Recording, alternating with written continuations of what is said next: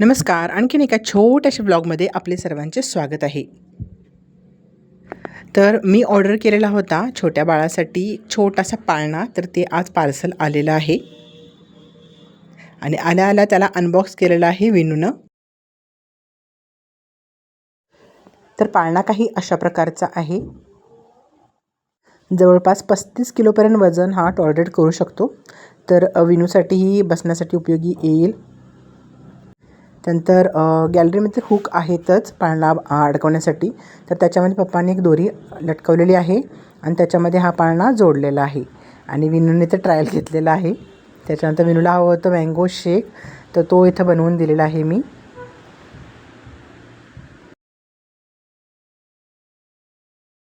त्यानंतर थोडी माती गोळा केली, त्याच्यामध्ये मला आंब्याच्या कोय घालायचा होता. त्यानंतर आज मम्मीने जेवणामध्ये बनवली होती मेथीची भाजी.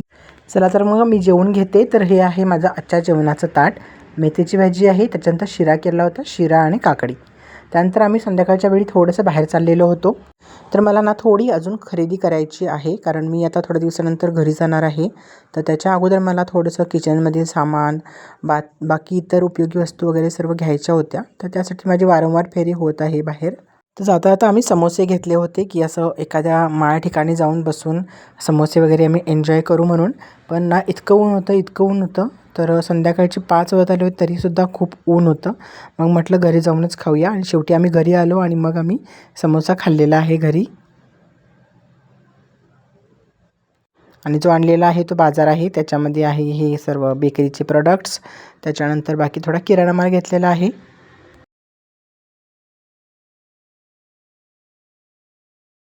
तर मम्मी गेलेली आहे बाहेर बाळाला घेऊन. तोपर्यंत मी ना तिनं तांदूळ भिजवलेले होते, उडीद डाळ आणि तांदूळ, तर ते मी मिक्सरला लावून घेते. तर जे हातात काम असतं ना ते पटकन आटपून ना मला निवांत बसून चहा घ्यायला आवडतो, त्यामुळे मी पटकन मिक्सर लावून घेतलेला आहे. सोबतच मी चहा ठेवलेला होता उकळण्यासाठी. तर चहा झाल्यानंतर चहा आणि समोसा मी खाणार आहे. आणि जो पसारा पडलेला आहे ना भांड्यांचा सर्व, तर तोपर्यंत बाळ जर आलं नाही तर तोपर्यंत मी घासून घेईन आणि जर बाळ आलं तर मग मम्मी आवरून घेईल पसारा. तर आजचा दिवस माझा काही असा गेला. Take care friends, bye bye.